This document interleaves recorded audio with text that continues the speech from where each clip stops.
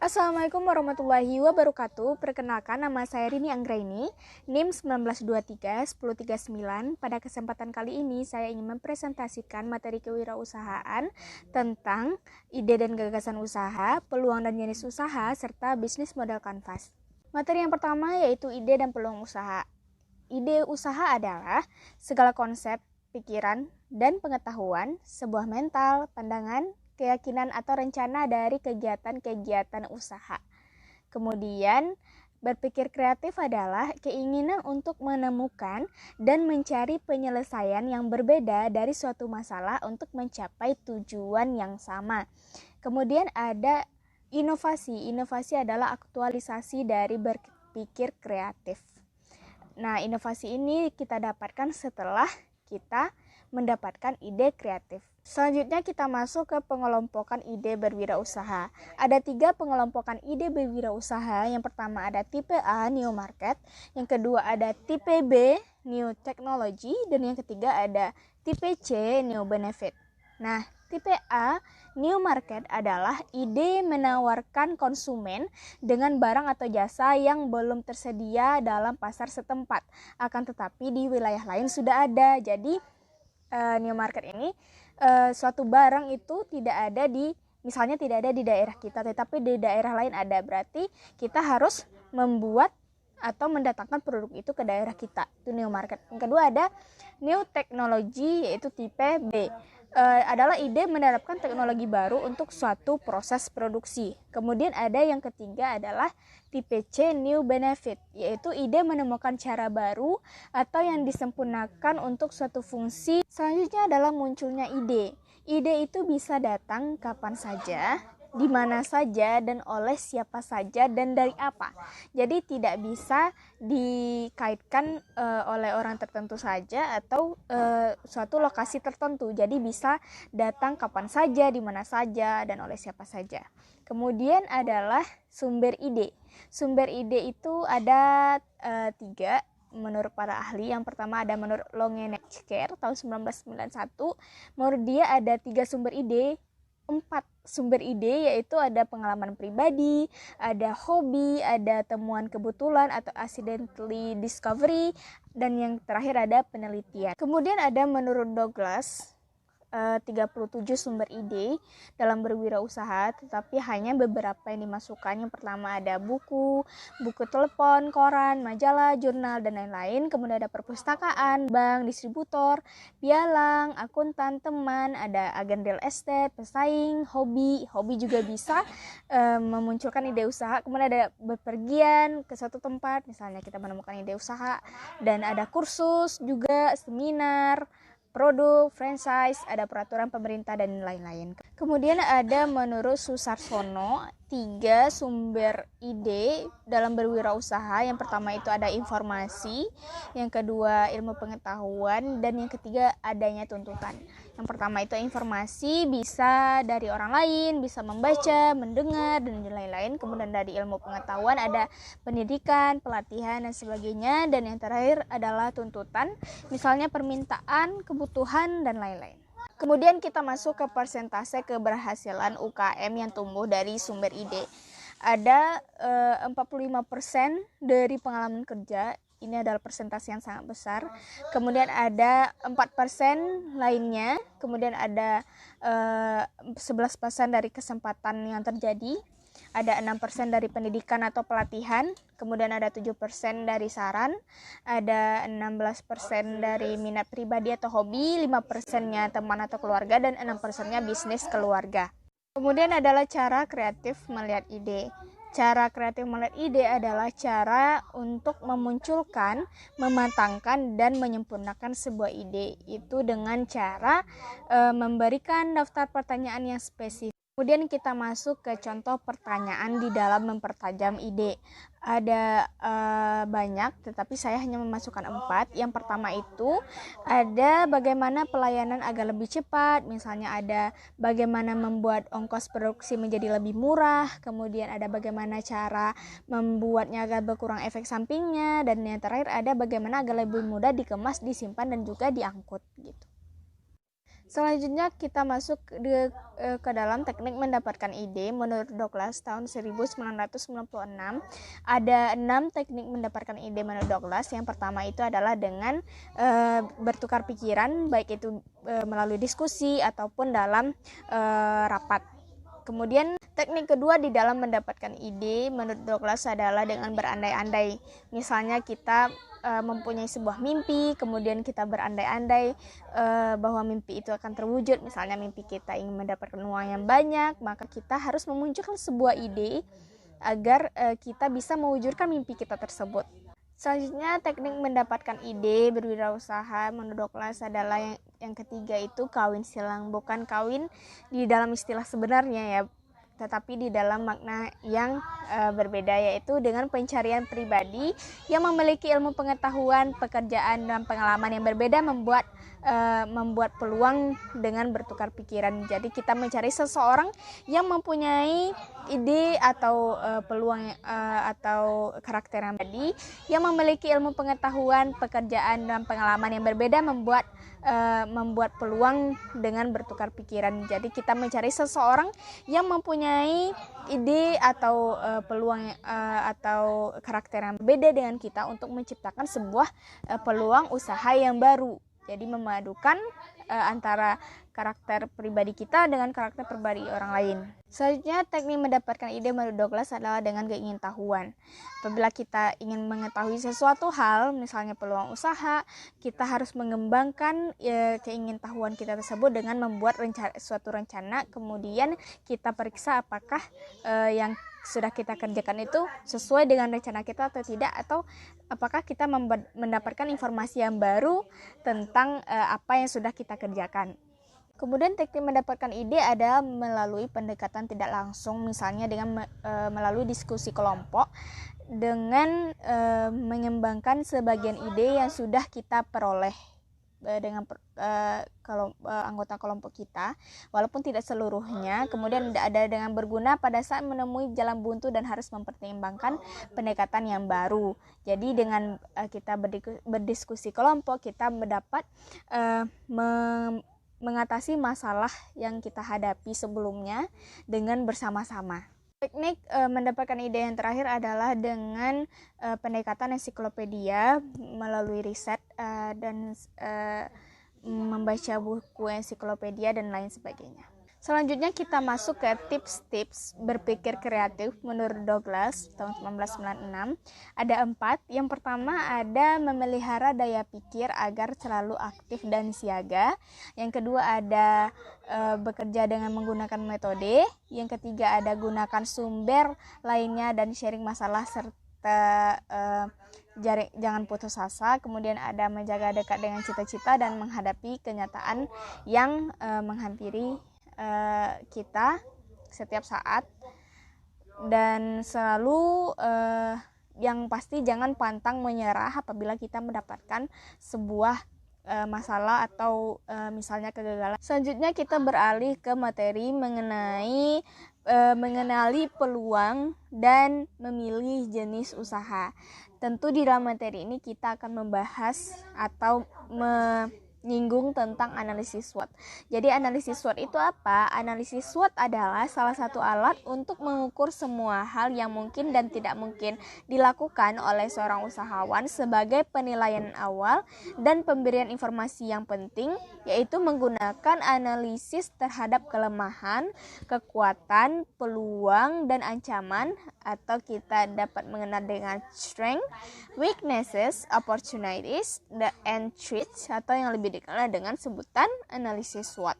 Baiklah, kita akan bahas satu-satu mengenai analisis SWOT. Yang pertama itu ada kekuatan atau strength.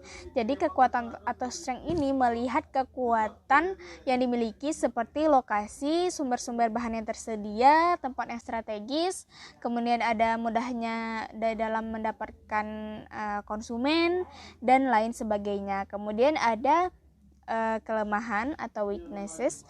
Kelemahan ini melihat kelemahan yang dimiliki agar kita tidak memaksakan diri untuk menjadi lebih kuat gitu dalam istilahnya ya.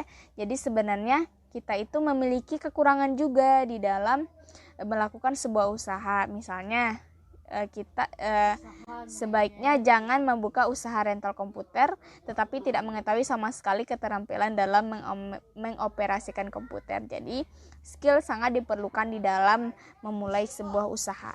Selanjutnya adalah peluang atau opportunities. Jadi peluang ini dapat kita manfaatkan untuk keberlangsungan usaha kita agar usaha kita makin maju dan makin sukses. Dan kemudian ada ancaman atau threats. Jadi ancaman ini kita juga harus mempersiapkan lebih awal, seperti ada siklus usaha kita yang pendek, dan ada ancaman dari pesaing bisnis yang lain, dan lain sebagainya. Selanjutnya, setelah kita mendapatkan sebuah ide, setelah kita mendapatkan sebuah peluang, kita juga harus memperhatikan kebutuhan pasar yang ada di sekitar kita. Kebanyakan dari usaha-usaha kecil itu kebutuhan pasarnya masih sedikit. Kemudian kita tahu bahwa usaha itu berkembang karena adanya permintaan, maka kita juga harus memperhatikan lingkungan sekitar, seberapa banyak permintaan yang diminta untuk produk kita. Seperti misalnya kita memproduksi sebuah sepatu jenis apa, kemudian seberapa besar permintaan terhadap sepatu tersebut. Kita juga harus memperhatikan hal-hal seperti itu gitu. Setelah kita mengetahui kebutuhan pasar di dalam penjualan produk kita, kita juga harus mengembangkan produk kita di pasaran gitu, agar produk kita dapat dikenali oleh orang lain dan semakin juga banyak permintaan yang masuk ke produk kita gitu. Jadi misalnya kita mempunyai produk sepatu, nah kita juga harus mengembangkan sepatu jenis apa yang dapat menarik minat para pembeli. Misalnya sepatu sneakers yang bermotif atau tidak bermotif, atau yang lebih kekinian gitu. Jadi modelnya menjadi lebih banyak diminati di pasaran, dan produk kita juga berkembang lebih pesat. Selanjutnya adalah memadukan bisnis-bisnis yang ada. Misalnya toko sepatu atau produk sepatu kita tadi sudah berkembang, kemudian kita juga harus memadukan produk-produk sepatu kita juga dengan media cetak, ada televisi, ada radio dan sebagainya. Jadi kita promosikan bisa melalui televisi, radio, dan juga sosial media lainnya. Selanjutnya adalah mengenali kecenderungan tren yang terjadi.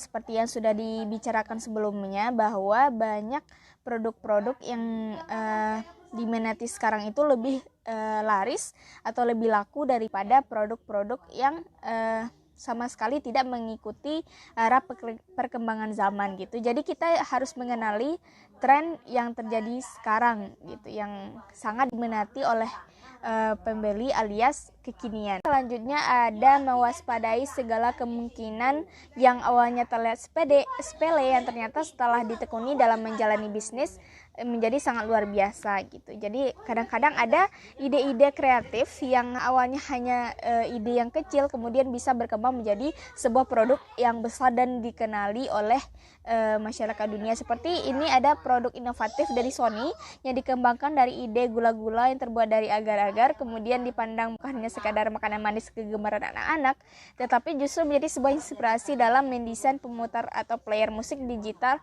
Walkman Network. Kemudian ada menggunakan asumsi-asumsi yang tidak baku. Contohnya ada banyak tempat-tempat seperti hotel atau restoran yang sebelumnya tidak menyediakan playground, tetapi apabila kemudian disediakan, maka pengunjung pasti menjadi lebih banyak karena pengunjung tidak hanya berasal dari kaum tua atau kaum muda saja, tetapi juga ada dari kaum anak-anak. Kemudian kita masuk ke langkah untuk mengenali dan memilih peluang bisnis yang tepat. Jadi ada 7 langkah di dalam mengenali dan memilih peluang bisnis yang tepat, yaitu yang pertama ada tentukan tujuan besar yang hendak dicapai, kemudian ada buat daftar ide usaha, yang ketiga ada nilai kemampuan pribadi, yang keempat pilih kriteria, yang kelima ada membandingkan dan dapatkan saran dari pengusaha, konsultan atau mentor. Kemudian yang keenam ada nilai keadaan bisnis saat ini dan masa mendatang melalui riset. Jadi kita juga harus menilai keadaan peluang pada saat sekarang dan juga masa yang akan datang, apa yang akan dibutuhkan oleh konsumen. Dan yang terakhir ada tetapkan pilihan kita di dalam memilih suatu bisnis yang kita inginkan dan kita nilai tepat setelah kita meneliti kriteria-kriteria sebelumnya.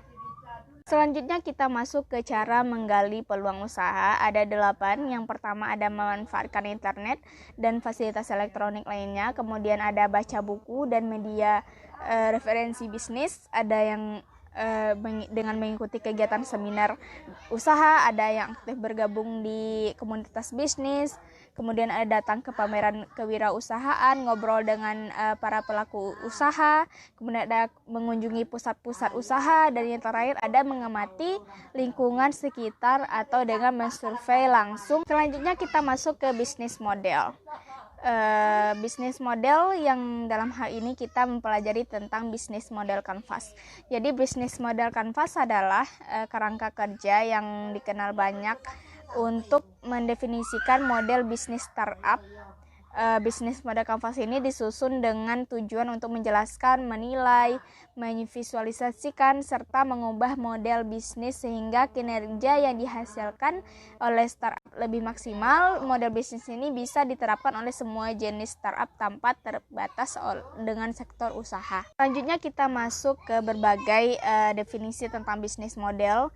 Ada 5. Yang pertama itu ada bisnis model selalu berhubungan dengan pendapatan atau revenues, ada biaya atau cost dan laba atau profit sebagai hasil implementasi strategi bisnis. Kemudian ada bisnis model terdiri dari kombinasi berbagai elemen yang unik, dan ada bisnis model merupakan suatu prototipe dari suatu kesatuan proses. Kemudian ada bisnis model merupakan cara organisasi merencanakan untuk menghasilkan uang dan sebagainya. Kemudian ada bisnis model menggambarkan bagaimana bisnis diimplementasikan dan cara organisasi menghasilkan uang. Jadi ada beberapa definisi dari bisnis model menurut para ahli. Kemudian kita masuk ke komponen model bisnis. Ada 4. Yang pertama itu adalah siapa yang dilayani atau who it serve. Kemudian ada apa yang ditawarkan, what it provides.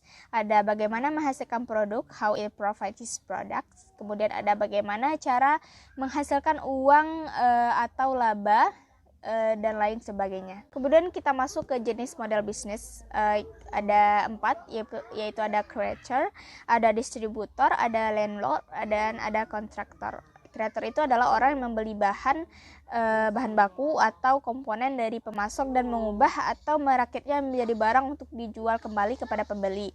Nah, ini adalah model yang dijumpai pada industri manufaktur. Kemudian yang kedua ada distributor, adalah orang yang membeli produk dan menjual produk yang sama tersebut kepada pihak lain.